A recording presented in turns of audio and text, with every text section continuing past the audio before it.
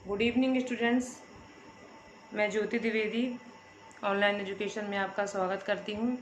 आज का जो टॉपिक है वो बीएससी बीएड के स्टूडेंट्स के लिए है और टॉपिक का नेम है ट्विंस, मतलब जुड़वा। तो शुरू से ही हम देखते हैं, हम जहाँ भी रहते हैं हमारे आसपास कोई न कोई ऐसे बच्चे दिखते हैं जो कि बिल्कुल एक जैसे होते हैं, और कभी कभी हम ऐसा भी देखते हैं कि वो दोनों अलग हैं लेकिन फिर भी ये कहा जाता है कि ये बच्चे जुड़वा हैं। कभी कभी हम ये देखते हैं कि जुड़वा में एक जो है वो गर्ल है, एक बॉय है, और कभी कभी हम देखते हैं कि दोनों संतानें जो हैं एक जैसी हैं, मतलब गर्ल्स हैं, और कभी कभी दोनों संतानें बॉयज़ रहती हैं। तो क्या कारण है कि जुड़वा बच्चे पैदा हो जाते हैं, और इसके बारे में पूरे टॉपिक में आपको समझना है। तो इसके पहले जो है, टॉपिक स्टार्ट करने के पहले मैं आपको ये बता दूं कि फर्टिलाइजेशन क्या होता है। फर्टिलाइजेशन मतलब होता है स्पर्म और ओवम के मिलने की जो प्रक्रिया होती है उसे हम कहते हैं फर्टिलाइजेशन। तो कभी कभी क्या होता है, तो सबसे पहले इसमें हम देख लेते हैं ट्विंस के टाइप्स। तो सबसे पहला है इसमें डाईजाइगोटिक ट्विंस। तो डाईजाइगोटिक जैसे कि नाम से स्पष्ट हो रहा है कि इसमें जो दो जाइगोट बनेंगे वो दो हैं, है ना। दोनों जाइगोट के जो है प्रोसेस होती है, उसमें क्या होता है कि स्पर्म और ओवम के मिलने से फर्टिलाइजेशन की प्रक्रिया होती है। तो कभी कभी क्या होता है कि जो फर्टिलाइजेशन की प्रोसेस होती है उसमें एक बार में दो ओवम निकल जाते हैं, है ना, और दोनों ओवम जो होते हैं वो स्पर्म के द्वारा फर्टिलाइज हो जाते हैं, और उनसे जो एम्ब्रियो बनता है वो भी दोनों अलग अलग होता है। मतलब हम कह सकते हैं कि उस एम्ब्रियो से जो आगे जा कर के संतान होगी वो दोनों के लक्षण अलग अलग हो सकते हैं। ज़रूरी नहीं है कि वो एम्ब्रियो जो है एक ही उससे विकसित हुए हैं तो उनके लक्षण जो हों वो सेम हों। वो दोनों अलग अलग हो सकते हैं, वो भाई भाई भी हो सकते हैं, बहनें बहनें भी हो सकती हैं, या एक भाई या एक बहन हो सकते हैं। फिर अपन देख लेते हैं इसमें मोनोजाइगोटिक ट्विंस। मोनो जैसे कि नाम से स्पष्ट हो रहा है कि इसमें एक ही जाइगोट होगा। तो इसमें क्या होता है कि जब फर्टिलाइजेशन की प्रोसेस होती है तो मेल के स्पर्म और ओवम, फीमेल के ओवम से एम्ब्रियो बनता है। तो एम्ब्रियो में जब डेवलपमेंट होता है, जो अपन लोग इसको देखते हैं क्लीवेज की प्रोसेस होती है, तो क्लीवेज की प्रोसेस जब आगे बढ़ती है मॉरुला स्टेज आता है। तो मॉरुला स्टेज में क्या होता है, किसी भी कारण से वो जो एम्ब्रियो होता है वो दो भागों में बढ़ जाता है। जब वो दो भागों में बढ़ जाता है तो दोनों के जो कैरेक्टर्स होते हैं वो बिल्कुल सेम हो जाते हैं, क्योंकि वो एक ही भाग से दो अलग अलग भाग बने हैं। तो इस समय क्या होता है, इसे हम कहते हैं मोनोजाइगोटिक ट्विंस। और दोनों के जो लक्षण होंगे वो बिल्कुल सेम सेम होंगे, दोनों के जो सेक्स होंगे वो भी बिल्कुल सेम सेम होंगे। तो इस प्रकार से जो एम्ब्रियो बनेगा वो कहलाएगा मोनोजाइगोटिक ट्विंस, या इसे हम जो है मैटरनल ट्विंस भी कहते हैं।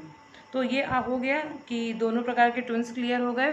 फिर इसमें कभी कभी क्या होता है कि मोरुला स्टेज के बाद जो है वो डिवाइड होते हैं, है ना। मतलब कि एम्ब्रियो बन गया, मॉरुला स्टेज तक अगर डिवाइड हो गए तो दोनों एम्ब्रियो जो होते हैं वो अलग अलग हो जाते हैं और एक ही जगह पे पलते हैं। लेकिन कभी कभी क्या होता है कि मॉरुला स्टेज के बाद जब ब्लास्टोडिस्क बनती है तब उसमें जो है डिवीजन होता है। तो कभी कभी क्या होता है कि वो सिर वाले भाग से, या कह सकते हैं कि एम्ब्रियो का ऊपर वाला हिस्सा जो होता है वो जुड़ जाता है, जुड़ा रह जाता है, और बाकी के नीचे के पार्ट डिवाइड हो जाते हैं। कभी कभी क्या होता है कि वो जो है चेस्ट से आपस में मिले हुए पैदा हो जाते हैं। कभी कभी क्या होता है कि वो जो पैर वाली सतह से आपस में जुड़े हुए पैदा हो जाते हैं, और कभी कभी ऐसा भी होता है कि पूरी जो बॉडी होती है वो आपस में ज्वाइंट हो जाती है। तो ये कब होता है, जब मॉरुला स्टेज के बाद जब ब्लास्टोडिस्क वाली स्टेज आती है उसके बाद जब जो है उसमें डिवीजन होता है तो ये प्रोसेस आती है। तो ये क्लियर हो गया कि डाईजाइगोटिक ट्विंस क्या होते हैं और मोनोजाइगोटिक ट्विंस क्या होते हैं। फिर आता है इसमें कि इसकी इम्पोर्टेंस क्या है। तो जैसे कि अपन जानते हैं कि जेनेटिक्स में जो है ट्विंस का बहुत ज़्यादा रोल होता है, क्योंकि जेनेटिक्स में अपन लोग क्या अध्ययन करते हैं, आनुवांशिक लक्षणों का। मतलब कि जो लक्षण है वो एक पीढ़ी से दूसरी पीढ़ी में जा रहे हैं, या लक्षणों के ऊपर वातावरण का असर पड़ रहा है कि नहीं पड़ रहा है। तो इसको जो है ट्विंस जो है इसको बहुत आसान बना देते हैं। अगर हम किसी मनुष्य के अंदर अगर हम लक्षणों का अध्ययन करें, उनको दो प्रकार के मनुष्य हैं उनको एक ही प्रकार के वातावरण में रखें और उनके ऊपर अगर लक्षणों का अध्ययन देखें तो अपन लोगों को उतनी जो है सफलता नहीं मिल पाती, क्यों नहीं मिल पाती है? इसलिए नहीं मिल पाती है कि दोनों जो कह सकते हैं कि बच्चे हैं, जो दोनों बच्चे हैं, उनके जो कैरेक्टर्स होंगे वो अलग अलग होंगे, उनके जीनोटाइप भी अलग होंगे और उनके फिनोटाइप भी अलग होंगे। लेकिन जो मैटरनल ट्विंस है, मोनोजाइगोटिक ट्विंस है, उनमें क्या होंगे, उनके जीनोटाइप और फिनोटाइप दोनों सेम होंगे। तो इसमें क्या होगा कि इसमें जेनेटिक्स का अध्ययन करने में अपन को आसानी होती है। वैसे तो सामान्य जेनेटिक्स का अध्ययन अपन लोग मेंडल लॉ से कर सकते हैं, जो कि मेंडल ने मटर के पौधे पर अपने लॉ का यूज किया था आनुवांशिकता को समझाने के लिए। फिर आता है इसमें कि इनका जो है फिजिकल ट्रेट्स क्या होता है ना, मतलब कि शारीरिक इनकी संरचना में क्या अंतर होता है।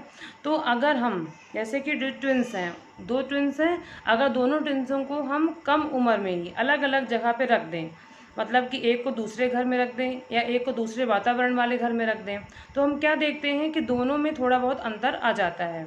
तो ये अंतर कैसा आएगा, है ना, ये अंतर कैसा आएगा, व्यक्ति के जो लंबाई, उनकी शारीरिक बनावट, उनके कलर, है ना, इसमें अंतर नहीं आएगा। अंतर किस में आएगा, सिर्फ उनके वेट पे आएगा, उनके भार पे आएगा। क्योंकि भोजन करने की जो आदतें होती हैं ये तो जो है जीवन काल में मिलती हैं हमको, है ना। और इसके बाद कोई भी अपनी बॉडी को ज़्यादा मेंटेन करता है, कोई अपनी बॉडी को कम मेंटेन करता है, तो वातावरण का असर सिर्फ व्यक्ति के शारीरिक भार पर पड़ेगा, है ना। बाकी और उनके शरीर के संगठन, उनके शरीर के आकार, कलर, है ना, बाल, इन सब में उसका अंतर नहीं पड़ेगा। मतलब कि वातावरण का असर सिर्फ उनके शरीर के भार पर पड़ता है, बाकी नहीं पड़ता है। तो ये तो हो गया इनके शारीरिक फिजिकल ट्रेट्स। फिर जब आप देखते हैं इनके मेंटल ट्रेट्स के बारे में कि इनकी जो मानसिक क्षमता होती है उसमें क्या अंतर आता है। तो अगर हम दो प्रकार के ट्विंस को एक साथ जो है रख के देखें कुछ समय तक, उसके बाद अगर उनको हम अलग अलग करके देखते हैं, तो हम क्या देखते हैं कि उनका जो मानसिक विकास है उसमें भी हल्का फुल्का अंतर आता है। क्योंकि दोनों बच्चों की जो सोचने समझने की क्षमता है, उनकी बुद्धिमत्ता है, उनकी चालाकी है, उनकी प्रखरता है, मूर्खता है, ये सभी का एक तो अध्ययन करना भी बहुत कठिन काम होता है, क्योंकि इसके लिए उपकरण नहीं बनाए गए हैं। सिर्फ बुद्धिमत्ता के लिए IQ टेस्ट का यूज किया जाता है, लेकिन बाकी और चीज़ों के लिए अपने पास कुछ ऐसा मतलब कि मशीन भी नहीं है जिसके द्वारा हम इसका अध्ययन कर सकें। तो इसमें हम ये देखते हैं कि जो लोग मतलब कि पढ़े लिखे माहौल में रह रहे हैं, अच्छी सोसाइटी में रह रहे हैं, तो उनके ऊपर जो है उसका अच्छा असर पड़ता है। उनका जो सोचने समझने की क्षमता होती है वो ज़्यादा अधिक अच्छी होती है। लेकिन जो व्यक्ति जिस बच्चे को हम सामान्य घर में रख रहे हैं, तो उसकी सोचने समझने की क्षमता जो है उतनी ज़्यादा अच्छी नहीं होती है। लेकिन उनका जो बुद्धिमत्ता होती है वो तो एक ही जैसी होती है। मतलब कि जो हमको पैतृक रूप से मिली है वो तो सेम होगी, लेकिन जो वातावरण के असर के कारण आती है, मतलब कि उनकी पढ़ाई वगैरह, तो इसके ऊपर वातावरण का बहुत ज़्यादा असर पड़ता है। तो इस प्रकार से हमने आज देखा कि ट्विंस क्या होते हैं, जुड़वा बच्चे क्या होते हैं, कैसे होते हैं, ये कितने प्रकार के होते हैं। मोनोजाइगोटिक देख लिया, डाइजाइगोटिक देख लिया, और इनका जो है इनके ऊपर वातावरण का कैसा असर पड़ता है ये सब देख लिया। तो ये क्वेश्चन भी जो है एग्ज़ाम में बहुत ज़्यादा इम्पोर्टेंट है। और आप जो लोग इस वीडियो को देख रहे हैं वो इससे रिलेटेड क्वेश्चन कर सकते हैं। आपको जहाँ पे समझ में नहीं आया है वो भी पूछ सकते हैं। तब तक के लिए धन्यवाद।